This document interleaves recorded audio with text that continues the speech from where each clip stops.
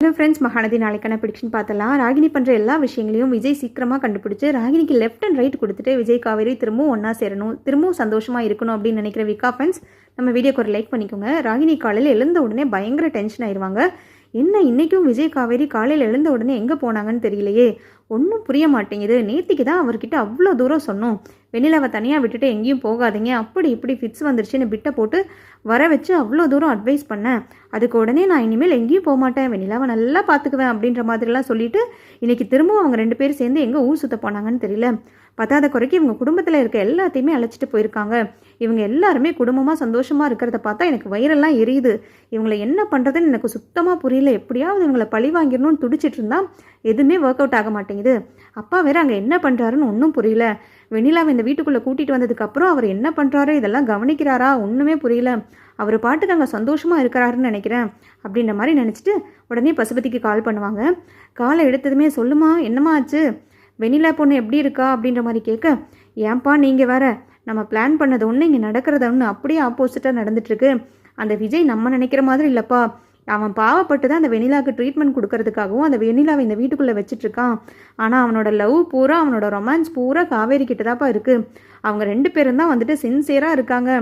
காவேரி இந்த வீட்டிலேருந்து துரத்துறது ரொம்ப கஷ்டம்ப்பா, அவளெல்லாம் ஒன்றும் பண்ண முடியாது. இந்த டைமும் நான் தான்ப்பா மூக்குடைஞ்சு நிற்கிறேன். போங்கப்பா, எனக்கு வெறுத்தே போச்சு. காவேரியை பழி வாங்குறது இந்த ஜென்மத்தில் நடக்காது போல இருக்குது. என்ன பண்ணுறதுன்னு ஒன்றுமே புரியலப்பா. இங்கே விஜய் ஒரு பக்கம் பார்த்தா வெண்ணிலான்னு சொல்லிட்டு இருக்கிறத பார்த்து எனக்கு ரொம்ப சந்தோஷமாக இருந்துச்சு. ஆனால் வந்துட்டு அது ஒரு பரிதாபத்துக்காக மட்டும்தான். வெண்ணிலாவோட நிலைமைக்கு நான் தான் காரணம் அப்படின்ற மாதிரி இவன் ஒரு பிட்டை போட்டு இப்படி சுற்றிட்டு இருக்கான்ப்பா. அதுக்கு பின்னாடி ஒரு லவ்வும் இல்லை, ஒரு மண்ணாங்கட்டியும் இல்லை. காவேரி மேலே தான்ப்பா அவன் லவ்வாக சுற்றிக்கிட்டு இருக்கான். காவேரி நீங்கள் ஒரு பக்கம் அலைஞ்சிட்ருக்கான். நான் விஜயும் காவேரியும் சேர விடாமல் பண்ணுறதுக்கு என்னென்னலாம் பண்ணிகிட்ருக்கேன் தெரியுமா. விஜய் கால் பண்ணால் கட் பண்ணி விடுறதும், அவன் இவளுக்கு லெட்டர் எழுதி வைக்கிறத கிழிச்சு போடுறதும், அந்த மாதிரி ஒவ்வொரு விஷயங்களும் சில்லித்தனமாக பண்ணிட்டு இருந்தாலும் இவங்க 2 பேரும் ரொமான்ஸ் பண்ணுறதை நிறுத்தவே மாட்டேங்கிறாங்கப்பா. எனக்கு இந்த வீட்டில் இருக்கிறதே பிடிக்கல, பேசாமல் நான் கொடைக்கானலுக்கே வந்துட போகிறப்பா. இங்கே இருந்து இவங்களை பழி வாங்குறதெல்லாம் வேஸ்ட்டு அப்படின்ற மாதிரி ஃபீல் பண்ண உடனே பசுபதி சொல்லுவார், அங்கே நடக்கிற எல்லாத்தையும் வந்துட்டு நான் கவனிச்சுட்டு தாமா இருக்கேன். நான் அப்பா உட்காந்துட்டு இங்கே ஒன்றும் பண்ணாமல் இருக்கேன்லாம் நினைக்காத. அங்கே என்ன நடக்குதுங்கிற எல்லா நியூஸும் எனக்கு இங்கே வந்துட்டு தான் இருக்குது. அதுக்கு தான் பயங்கரமாக ஒரு பிளான் பண்ணிகிட்ருக்கேன். அந்த பிளான் வந்துட்டு என்னங்கிறத நான் உனக்கு கூடிய சீக்கிரம் சொல்கிறேன் அப்படின்ற மாதிரி சொல்ல, பா தயவு செய்து நீங்கள் வேற என்னை வெறுப்பேற்றாதீங்க, மெதுவாக சொல்கிறேங்கிறீங்க, எனக்கு இங்கே அவசரம். இவங்க 2 பேரும் போகிற போக்க பார்த்தா 2 பேரும் குழந்தையே பெற்றுருவாங்க போல இருக்குது. அதுக்குள்ளே நம்ம ஏதாவது பண்ணியே ஆகணும். இந்த காவேரி இந்த வீட்டில் ஸ்ட்ராங்காக உட்கார போகிறா. அவன் சொத்தை எழுதி வைக்கிறேன், கம்பெனியில் ப்ராஃபிட் கொடுக்குறேன், அப்படி இப்படின்னு விஜய் வேற காவேரி மேலே பைத்தியமாக இருக்கான்ப்பா. அதில் பார்க்கறதுக்கு எனக்கு ரொம்ப காண்டாக இருக்குது அப்படின்ற மாதிரி ராகினி பயங்கரமாக புலம்புவாங்க. உடனே பசுபதி சொல்லுவார், பேசாமல் இந்த வெண்ணிலாவை போட்டு தள்ளிடலாமா.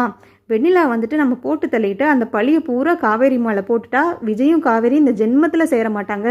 வெண்ணிலாவை கொன்னது நீ தான். வெண்ணிலாவை என்னையும் சேர விடாமல் பண்ணுறதுக்காகவும் வெண்ணிலா மேலே இருக்கிற கோவத்துலேயும் காவேரி தான் இதை பண்ணிட்டா அப்படின்ற மாதிரி எல்லாத்தையும் காவேரி மேலே திருப்பி விட்டா சாகிற வரைக்கும் விஜய் வந்துட்டு காவேரியை திருப்பி கூட பார்க்க மாட்டான். காவேரி மேலே கொல்ல வெளியில் இருப்பான்.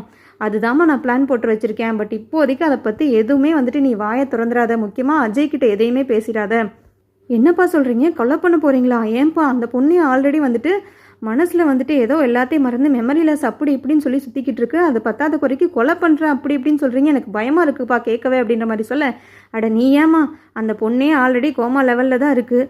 மெமரி லாஸ் ஆகி போயிட்டு ஒன்றுமே இல்லாமல் நடப்பன மாதிரி தான் இருக்குது. அந்த பொண்ணு இருந்தா என்ன செத்தா என்ன, அது பேசாமல் இருந்து இத்தனை பேர்த்தையும் இது பண்ணுறதுக்கு ஒரே அடியாக போய் சேர்ந்துருச்சுன்னா காவேரியும் விஜயும் வாழ்நாள் முழுக்க ஒன்றும் சேரவே முடியாது. லைஃப் லாங் வந்துட்டு அவங்கள சேர்க்கவே முடியாது. விஜய் வெண்ணிலா போன சோகத்திலே வந்துட்டு அவன் பித்து பிடிச்சிருவான். அதுவும் போக வெண்ணிலாவோட இந்த நிலைமைக்கு காவேரி தான் காரணங்கிற மாதிரி தெரிஞ்சதுன்னா அவன் இன்னும் வந்துட்டு காவேரியை பயங்கரமாக வெறுத்துருவான். அதுதாம்மா நம்மளோட மாஸ்டர் பிளான். இவங்க 2 பேர்த்தையும் வந்துட்டு ஒரே அடியாக க்ளோஸ் பண்ணுறதுக்கு ஒரே வழி இது மட்டும்தான் அப்படின்ற மாதிரி சொல்ல, நீங்கள் சொல்கிறதெல்லாம் கேட்குறக்கும் நல்லா தான்ப்பா இருக்குது.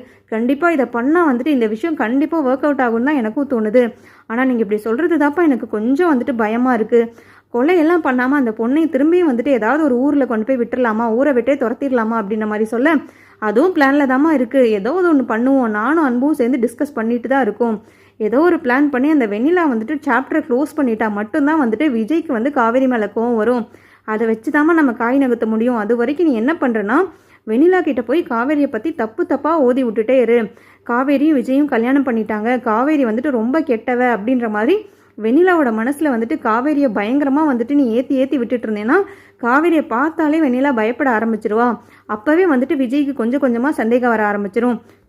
காவேரி விஜய் இல்லாத டைமில் பார்த்தீங்கன்னா வெண்ணிலா கிட்ட போய் தனியாக வந்துட்டு நீ பிரெயின் வாஷ் பண்ணிகிட்டே இரு, காவேரியை வந்துட்டு மோசமான ஒருத்தையாக வந்துட்டு நீ அவருக்கு க்ரியேட் பண்ணி கொடுத்துட்டே இருந்தீங்கன்னா அந்த பயத்திலே வெண்ணிலா காவேரி பார்த்ததுமே தெரிச்சு ஓடுற மாதிரி ஒரு தோற்றத்தை கிளப்பி விட்டுட்டே இருக்கணும்.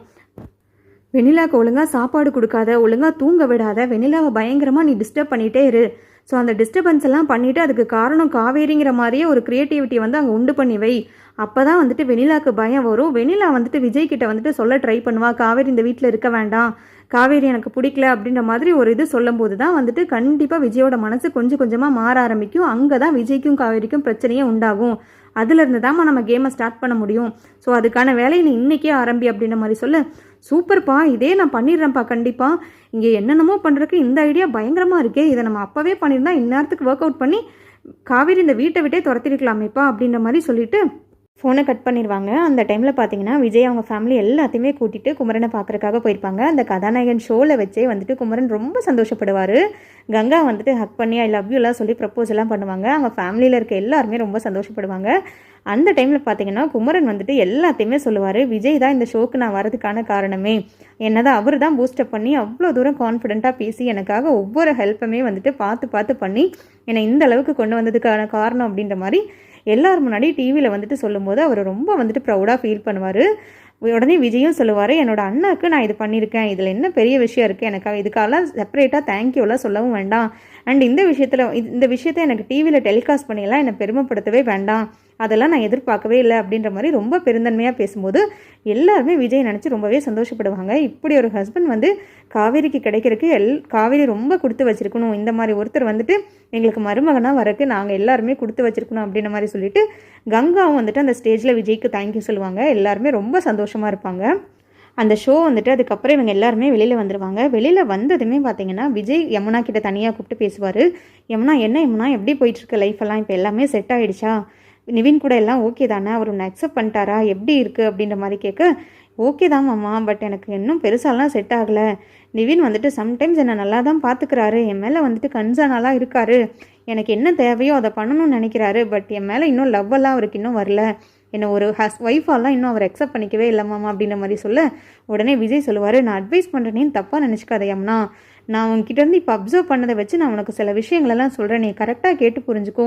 இப்போ கங்காவும் சரி காவேரியும் சரி அவங்க ஃபேமிலியில் வந்துட்டு எப்படி இருக்காங்கன்னு நீயே பார்த்தில்ல, இப்போ எங்கள் தாத்தா பாட்டிக்கிட்ட அவள் எப்படி நடந்துக்கிறா காவேரி, அதே மாதிரி கங்காவுக்கு அவங்க மாமியாரை பிடிக்கலனாலும் எப்படி மதித்து அவங்க ஒரு ஆளாக நினச்சி எவ்வளோ பெருந்தன்மையாக நடந்துக்கிட்டு எவ்வளோ சாதுவாக நடந்து போகிறாங்க, நீ உங்கள் மாமியார்கிட்ட வந்துட்டு அப்படி பிஹேவ் பண்ணிட்டு இருந்தேன்னா கண்டிப்பாக நிவின்க்கு மேலே வெறுப்பு மட்டும்தான் வரும், நீ மற்றவங்கள மாதிரி நடந்துக்க முயற்சி பண்ணுமா, எக்காரணத்தை கொண்டும் நிவினோட அம்மா கூட நீ சண்டையே போட்டுறக்கூடாது, அவங்களே சண்டை போட்டாலும் நிவின்கிட்ட போய் நீ சொல்லலாம், பட் வந்துட்டு நிவின்கிட்ட இருந்து ஒரு அனுதாபத்தை தான் நீ தேடணும், நீ அவங்கக்கிட்ட ஈக்குவலாக சண்டை போட்டிங்கன்னா நிவின்க்கு உங்கள் மேலே கோவம் தான் வரும், அன்புங்கிறது கண்டிப்பாக வரவே வராது, உங்ககிட்ட வரக்கே அவருக்கு யோசனையாக தான் இருக்கும், உன்னை பார்த்து பயப்பட தான் செய்வார், உனக்கு லைஃப்பை பற்றி இன்னும் சரியாக புரியலையம்னா, இப்போ கூட பார்த்தில இவ்வளோ பேர் இருக்கும்போது மாமியாரை பற்றி நீ அவ்வளோ தப்பாக பேசும்போது நிவினோட சிச்சுவேஷன் எப்படி இருக்கும், நிவினோட மனநிலை எப்படி இருக்கும், எல்லாத்து முன்னாடி என்னோட அம்மாவை எவ்வளோ கேவலமாக பேசுகிறா, இப்படி வந்துட்டு தப்பாக வந்துட்டு மற்றவங்க கிட்ட சொல்லி வைக்கிறா அப்படின்ற மாதிரி உன் மேலே வெறுப்பு தானே வரும்,